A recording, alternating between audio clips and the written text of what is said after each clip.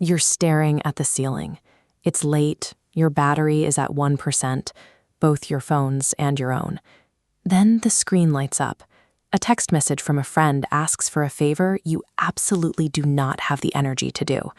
Your nervous system is screaming to say no, but your thumb moves across the glass and you type a cheerful, "Sure, I can help." The second that message sends, your chest tightens. The initial relief of avoiding an awkward interaction is instantly swallowed by a wave of pure exhaustion and quiet resentment. You know you need rest. You know your plate is completely full. Why do intelligent, highly capable adults continuously sacrifice their own well-being simply to keep someone else comfortable? Society often frames this automatic compliance as a virtue. We tell ourselves we are being a good friend, a reliable coworker, a nice person. But this chronic accommodation is not kindness. Every time you bypass your own limits, you create a psychological vacuum. You hand over your time, your focus, and your energy to anyone who asks, leaving nothing in reserve for your own life. Without boundaries, your yes has no real value. It becomes a default setting. And as you erase your own needs to please others, the people around you slowly stop respecting your time. The intense panic you feel at the thought of declining a request did not start with a text message. The inability to say no is a threat response, and its architecture was built during early childhood. For many children, love and safety from caregivers were not guaranteed. Affection was conditional, granted only when the child was quiet, compliant, and easy to manage. In that environment, a child quickly learns a dangerous equation. Asserting a boundary or expressing a separate need equals a direct risk of rejection or anger from the adults they rely on to survive.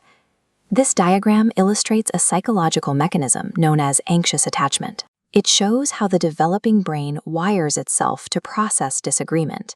For someone with this conditioning, a minor interpersonal conflict draws a direct line to a massive fear of abandonment. Saying no feels like an existential threat.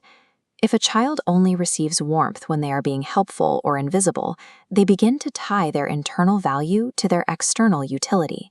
As an adult, this creates a persistent feeling that your right to take up space is something you have to buy through constant, exhausting accommodation. This explains the heavy guilt that follows when you finally try to stand your ground. That guilt does not mean you did something wrong. It is simply your brain's alarm system going off because you are breaking an obsolete rule you learned as a child. We mistake this behavior for a permanent personality trait, forgetting that it began as a necessary strategy for a child to stay safe. It is an obsolete survival mechanism that is now actively harming the adult psyche. Fast forward to the present day, and we can observe exactly what happens to a human mind that spends decades suppressing its own needs to manage the emotions of others. This gauge represents a behavioral science concept called ego depletion. It shows how every forced yes acts as a physical demand on your nervous system. You only have a finite reserve of emotional and mental bandwidth, and each time you suppress your genuine response, that reserve rapidly depletes. When that gauge drops to zero, a distinct social dynamic emerges. Emotional manipulators and highly demanding individuals naturally gravitate toward people with depleted boundaries. They sense the lack of resistance and move in to extract whatever time and energy you have left. Even in normal, healthy relationships, a subtle shift occurs. When you never say no, your peers and colleagues stop appreciating your help. Your extraordinary effort simply becomes their baseline expectation. Psychological research tracks the physical toll of this cycle. Studies show a direct, measurable correlation between a lack of assertiveness and skyrocketing levels of cortisol and chronic stress. This cycle leads to a predictable end state. The weight of constant suppression eventually collapses into total emotional burnout and a deep, quiet resentment toward the people you were trying to keep happy.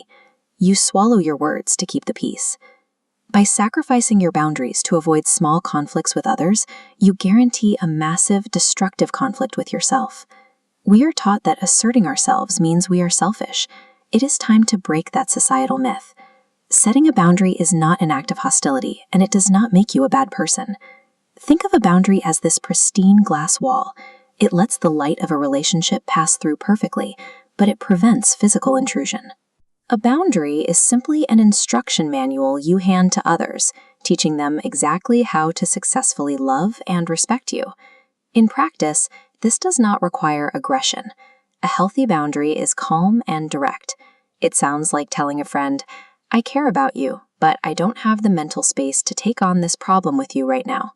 Or, in the middle of a conflict, it sounds like stating, "I am feeling overwhelmed, and I need a few hours of space before we continue this conversation." The first time you speak those words, you will likely feel an acute spike of anxiety, but immediately following that exhale, you will experience a profound, lasting physical relief. There will be a reaction.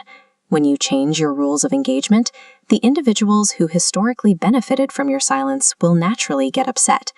Their discomfort is not your responsibility to fix. Healthy boundaries function as a filter, removing those who benefit from your exhaustion, while leaving behind the people who actually respect your personhood.